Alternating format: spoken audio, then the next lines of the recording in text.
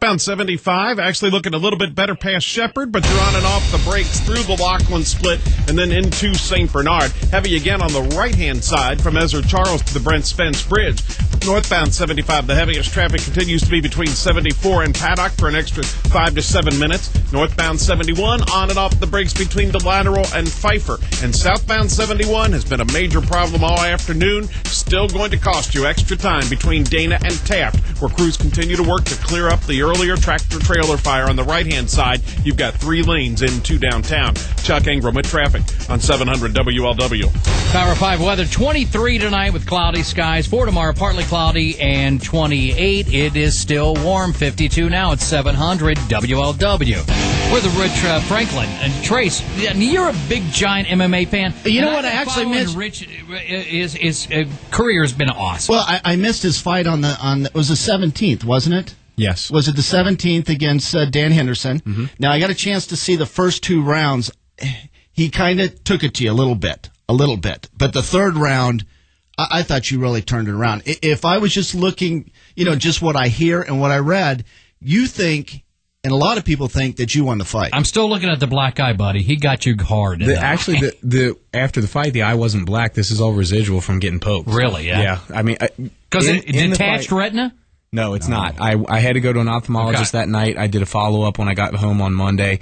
No retinal damage, just a severe scratch in the cornea. Cool. Vision's fine. Everything will heal up. It's just going to take some time. But, yeah, since then it's dropped in the eye or into the cheek and everything. But, I mean, you look at the fight, I really didn't get punched flush the whole fight. I have I have some damage in my head from the accidental headbutts that we had, the poke in the eye, and other than that, my left shin has suffered some damage just from kicking him so much, and I'm really in good shape. I mean, but you think you won that fight? I do believe I won the fight. Yeah, he took me down a couple times. I was able to stand up. One time he took me down. The round ended, but the whole time we were on the ground, he mounted no damage, and he was doing absolutely nothing on his feet. So, to me, it's difficult to see how a judge would actually give him a decision. Now, where do you go from here? What's your next fight? I mean, I don't know yet. I talked to the president of the organization. He kind of checked on me. He usually calls the next day or a couple days later to see how I'm doing, make sure I'm okay. So I talked to him, and he said, just take a few days off, get back to me, and we'll see where you go from here with who you want to fight or whatever. I know that the UFC's coming to Columbus. You got to fight there. Well, I can't. It's the beginning of March, and I know that I'm not sure if my medical suspension will be lifted in time. But either way, I can't even get ready for a fight. Rich, right I was now. going to ask you. So what's the between fights? Okay, it depends. I mean, doesn't matter. I obviously get the hell beat out of you. But in this case, you look like you're in great shape. Yeah. That's going to heal up. It's a shiner, but that's going to go away in a couple of weeks. I mean, in this case, the thing that hurts the worst, other than me getting poked in the eye, is my shin. My shin and ankle suffered some damage just from throwing so many kicks and catching his elbow. But I mean, I really didn't get punched very much in this fight. So my head is in good condition and all that kind of stuff. After you fight, it's standard that you get a medical suspension. It just depends. There's always like a standard, like 2 or 4 weeks. I was going to say, suspension. What is the standard? Yeah, I'm not sure what it is, but there's always like a standard time, maybe like 4 weeks or something like that. I'd have to look it up. And I don't know what my medical suspension is right now due to the eye anyway. Yeah. But even if I didn't have a medical suspension, which, I mean, it's there obviously to protect me, I couldn't train right now just because I can't get punched until my eye is healed. So, I'm probably looking at another week or 2 till I could start training again, which puts me in February. And that fight is the first week in March up in Columbus. So there's just But you're still training. I mean, you got to be lifted and stuff. You can still do that. No, or do they just say nothing? No, Really? no. I mean, you can do whatever they can't monitor me on a daily basis, sure, but I always take one week. You don't want to screw anything up. Oh, yeah. Yeah, I after my fights, because I've prepared for my fight for 8 weeks. I had the fight, and I'm banged up usually, and so I always just say I need a week to get out of the gym, physically reset, mentally reset, and take care of things. I asked you last time when you were on with Willie, are you going to fight 205, stay at 205, or are you going to drop down to maybe 185? You like fighting at 205, don't you? I do. I like being there. I feel better the week of the fight. Prep goes. The week of the fight now, it's not so stressful.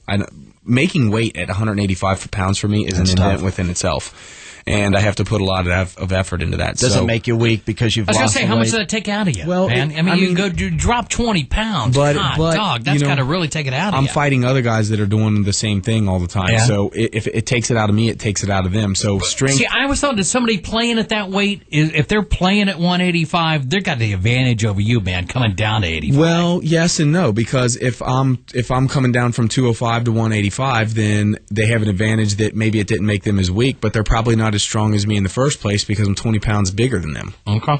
So there's and that's the whole. I still losing that 20 pounds will take it out of you. Exactly. Well, the thing is so I'm kind of arguing your devil's advocate here, but now I'm on your side because I'm just saying somebody that trains at 185 is going to be top of game, man. But you're letting go of the Big Macs for a couple of days. Yeah, but you're training on Big Macs, but now that I'm at 205, I enjoy being in this weight class, and even though for a 205-pound fighter, I'm one of the smaller fighters in the weight class, I feel good here, even if I have to give up 10, 15 pounds of fight or something. How much longer can you continue to fight? I mean, it's got to take a toll on your body. Well, Coleman just fought. 46 was he? Couture 40? as well. And Couture fought. He was 44.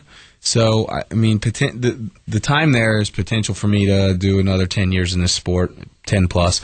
I won't. I've always thought of myself retiring at like 36 or 37. So I got a few years left in me, and so you got a five in you. Yeah, sure, whatever. For sure. Yeah. It's amazing the popularity of the sport, though. People crazy. love it. Fastest growing Dude, you're sport. a pioneer. You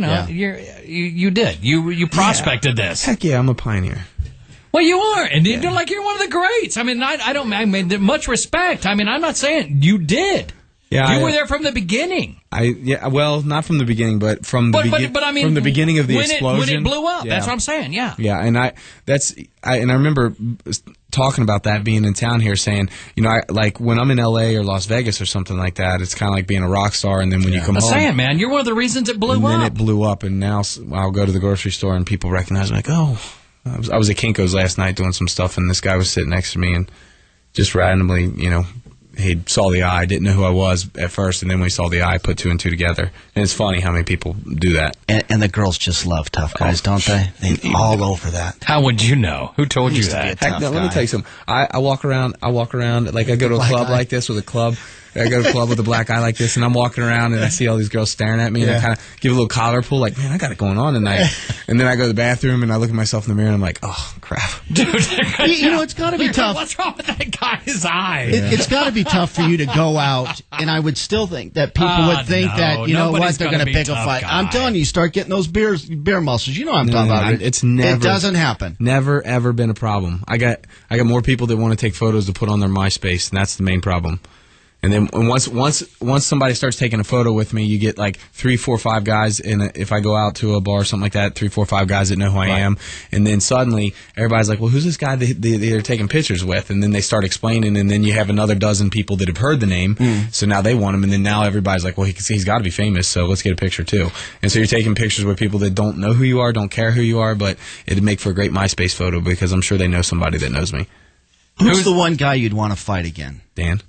You want to fight Henderson again? You want Henderson back? Oh yeah. I saw that. I saw that you said that in the paper, man. I already texted. Now, what's he say about that?